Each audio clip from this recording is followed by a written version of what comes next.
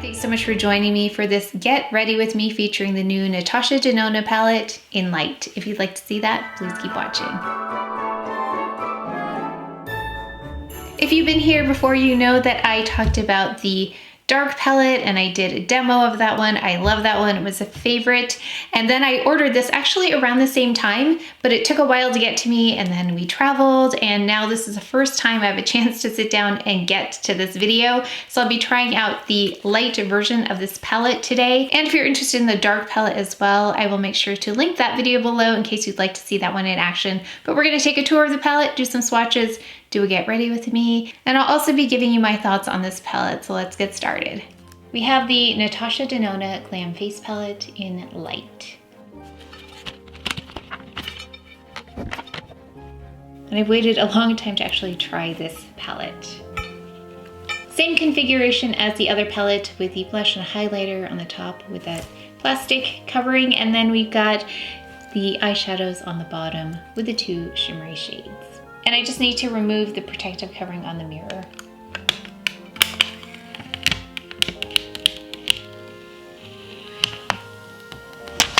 Here's a closer look at that blush and highlighter without the protective plastic covering. Let's go ahead and swatch.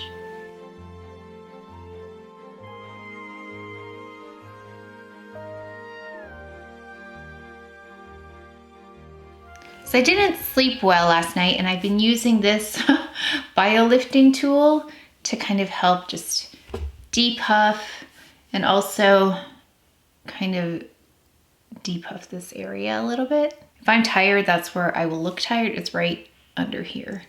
So that's kind of a giveaway because I usually don't get darkness or puffiness under my eyes unless I'm tired. So let me just, this is by CHANTECAILLE, and these, if you didn't see the live, these roll. So I just wanted to let you know that's what I've been using on my face before this video.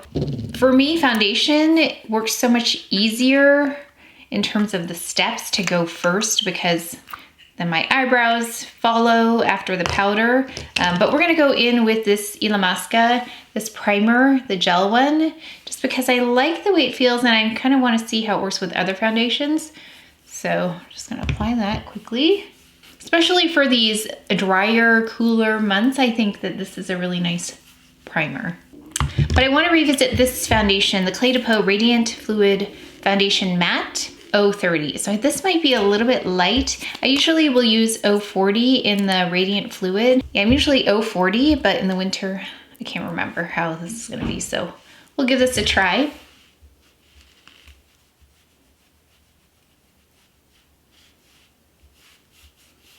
So I'm just gonna mainly apply it to the front here. And it's definitely a little light for me, but I just wanna see what the finish is like and kind of remind myself about how well this performs. You know, I think I like this one. It reminds me a bit of the finish of the CHANTECAILLE Future Skin Cushion. Maybe I need to try them side by side at some point, but yeah, you can definitely see it's lighter, but that's okay. We can always fix lighter. More difficult if it's too deep, but lighter is fine. So we'll go in with the SISLEY concealer, under eye concealer as always. Clé concealer brush. I think you get a lot out of your concealers with this brush because it doesn't absorb the product. Yeah, there's really no room to absorb the product. It's such a thin brush.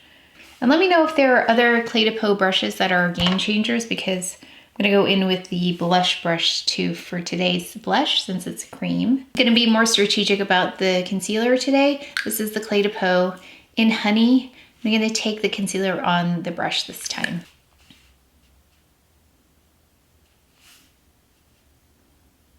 Okay, yeah, I really love this brush. It just makes concealer better. I mean, it's a really wonderful concealer, but I do remember questioning this brush when it came out, like, is it really gonna make concealer that much better? And in my mind, it was gonna be a no, that's why I didn't pick it up, but it does. It really improves the performance of their concealer and other concealers. Okay, La Prairie. This one really makes a difference when I have tired eyes because it focuses in on that deepest part. Of course, with the SISLEY, you can't really tell how deep that is.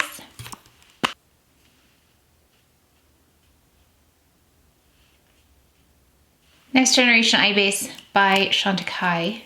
Just gonna go all the way from the lashes to the brow. I'm gonna go ahead and powder, and I'm gonna skip the Rodial powder and just go straight with the Perfect Blur powder. It was so funny, one of you mentioned that the Rodial powder is kind of like the experience we had with this Perfect Blur powder where it was near impossible to get a hold of.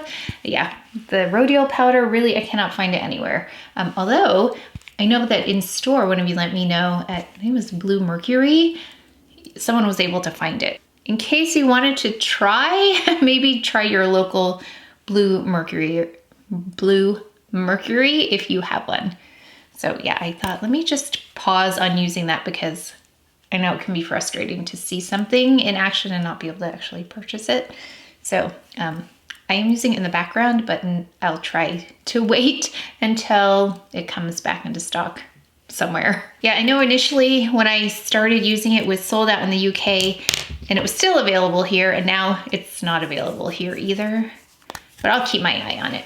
Let's go in with a Gucci pencil.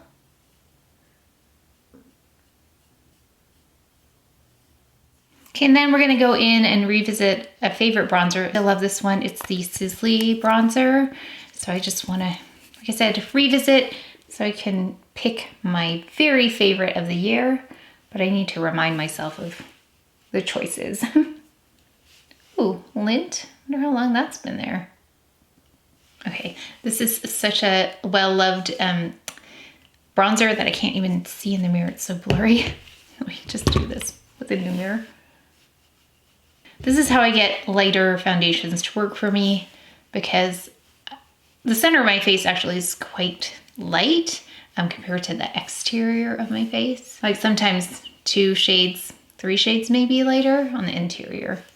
Let's go ahead with the eye. Finally, that one took a long time. So one of the reasons I didn't pick this one up either is because the shades don't look like something I would be gravitating towards, but the other shadows look so pretty on, so I feel like this is probably gonna have the same thing where I can't really tell what it looks like until I put them on. I'm gonna take the transition shade here, this one, I'm gonna put that all over the eye. Ooh, that's a lot of color there.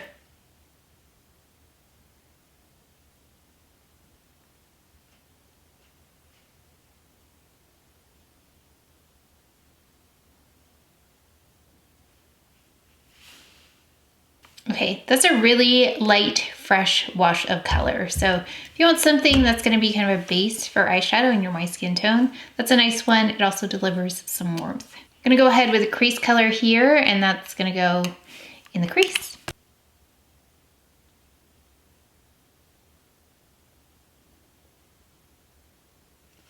Okay, this is one of those shades where if you are heavy-handed with your eyeshadow, this one's gonna be fine because it's not that intense on initial application. It comes across as a little bit cool on me probably because I'm warm, but it has a very similar performance to the other palette in that it blends in really nicely. It is sticking a little here, and that might be my fault that I put a little too much there, but I don't know if you can see, there's more here than on the rest. Well, maybe you can see it than the rest, so I'm just gonna try and even that out. Yeah, it grabbed on quite a bit right here. So far though, this is kind of what I had in mind as I looked at the shades here. I thought this is kind of how it would look. So let's go in with the smoke shade. I'm gonna put that on the exterior.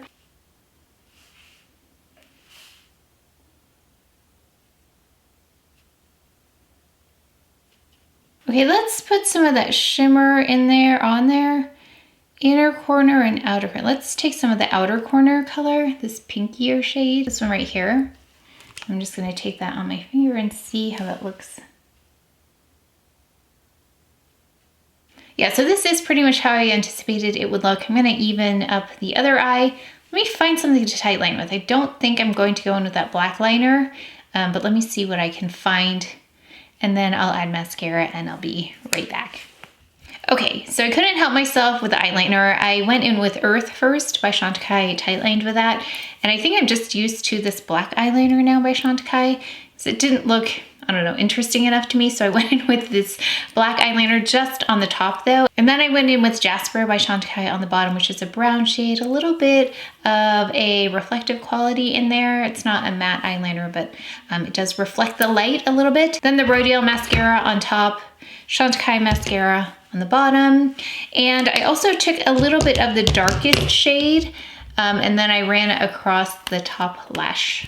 This one, the smoke shade, I just ran it as if it were where I'd place an eyeliner. But I want to take the inner corner shadow and then let's add that to the inner corner. I just want to see what that looks like. Okay, yeah, there's particles to this, which I wish I didn't see. Like there's, if you like sparkle, you'll like it, but it's a little sparkly for me.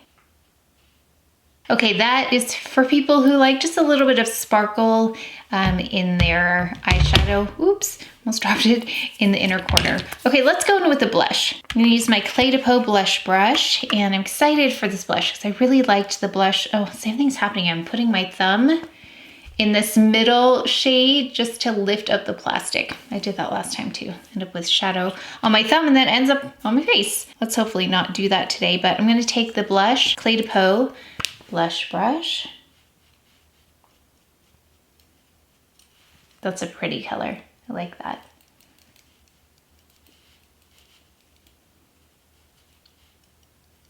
Yeah, similar performance on this compared to the other blush as well.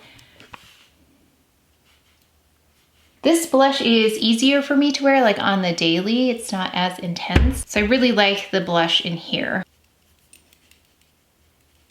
It's a pretty, pretty blush. Not surprised though because I like the blush in the other one. I'm gonna take my powder brush and just blur that a little bit because of course I added too much as always. So again, just stamping it in the front here because I get a little bit more shiny right in the front when it's a cream blush, just naturally because of the texture of it. And then I take my brush and I just run it around the perimeter like this, and it softens the edges. So here it is not powdered and here it is powdered. And I didn't actually put powder right here. So I just go like this. So it doesn't impact the effect of the blush in the space or the place where I want the blush to really pop. What is on the bottom of this? Oh, I was wondering what I got on the bottom of this. I got a bit of that Illamasqua on the bottom. Now when I swatched this blush, there seemed to be just a hint of something shimmery in there. Not completely obvious. I had to look really closely at it, but I could see something. So I don't know if that was intended or not. But I see a little kind of just coming through, just very faintly, but nothing distracting. Now let's go in with a highlighter, which I really loved in the other palette as well. This one right here. Oh yeah, I wonder if it came from the highlighter, the shimmer that ended up in there, because it looks similar to this shade. Yeah, beautiful. Again, like the other one, as if it were a liquid highlighter. You can see it right there. Really pretty. And I'm not a highlighter person. In fact, that'll be the step I skip sometimes. I wonder how that looks on the inner corner. Let me go over the blush really quick because I feel like it's a very distinct line there. I feel like we have a distinct line here, so I'm just gonna go in with a blush brush just to kind of integrate those two. I'm just gonna revisit a lip I think will go well with this. It's the Hermès number 21. So it does remind me of the blush. Let me see. Oh yeah, reminded me of the blush.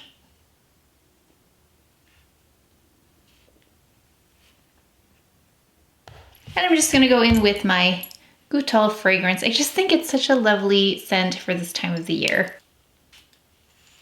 Yeah, I love the way that one smells. And this is the final look. I think this lip worked really beautifully with it. It picked up on a bit of that warmth from the cheek, but the palette overall was interesting. So the eye kind of turned out the way I thought it would. Actually, not kind of. It did turn out the way I thought it would look, except that I thought it'd be a little bit more pink, which I almost can't see color. It's almost like it's just like a neutral palette, when in fact, when you look at this, it looks like it'll be pink, but it's a much cooler look than I anticipated. Now the crease shade though wasn't as easy to work with as I thought it would be. So I think you saw, or at least I saw it, kind of caught in a couple places like here and here. It may have been because of the primer underneath. I'm not sure, maybe it didn't dry fully, but it wasn't as easy to use as the deeper palette that I have.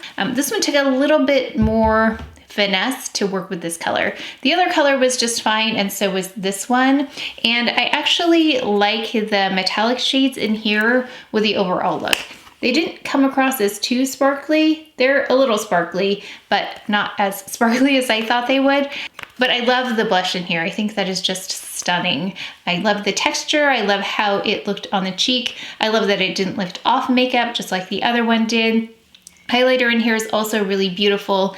So pretty palette. It depends on what you like. If you want something that's got some warmth to it, this is really pretty for the fall, winter, I think. And this is an overall neutral palette that I think will work with a lot of things. In fact, I'm going to fill my top, well, we've got 10 lipsticks right now, with I think this look because it will go with any of those lipsticks. So that's what I like about that palette. But like I said, the only kind of tricky thing was that crease color. Let me know if you experienced that, if you have this palette, if it was just me. I've only used it once at this point, but that was the only kind of literally sticking point that I had with the palette. Nice neutral palette if you're looking for one. I have so many neutral palettes, probably not one that I needed, but again, I'll be traveling, so maybe I'll bring this one. Now this one's a more subdued, I think, daily palette, but I think you also can make it more evening appropriate if you want to with some of the deeper shades and some of the shimmery shades. So I might bring this with me when I travel on our next trip. We're headed to Florida next for a little bit. So I'm going to take this with me and we'll see how it works out. Because I took this one with me to the Midwest. I'll take this one with me to Florida, and then we'll see what I take when I go to my parents later. Yeah, so we'll give this a good test run if you'd like to see that one in action. But that is it for today's video. Let me know what you think of these Natasha Denona palettes. I think they're both winners. They are very different from each other, and I think it comes down to what shades you'd like to use, and I think the versatility. This one's got a lot more impact, like I said, really quickly, versus this, which you could build up or keep more subtle. So I'd love to know what you think of these palettes, if you have one or the other or both. But that is it for today's video, so please take care of each other, stay well. If you enjoyed this video, if you learned something, please give it a thumbs up, subscribe, and I will see you next time.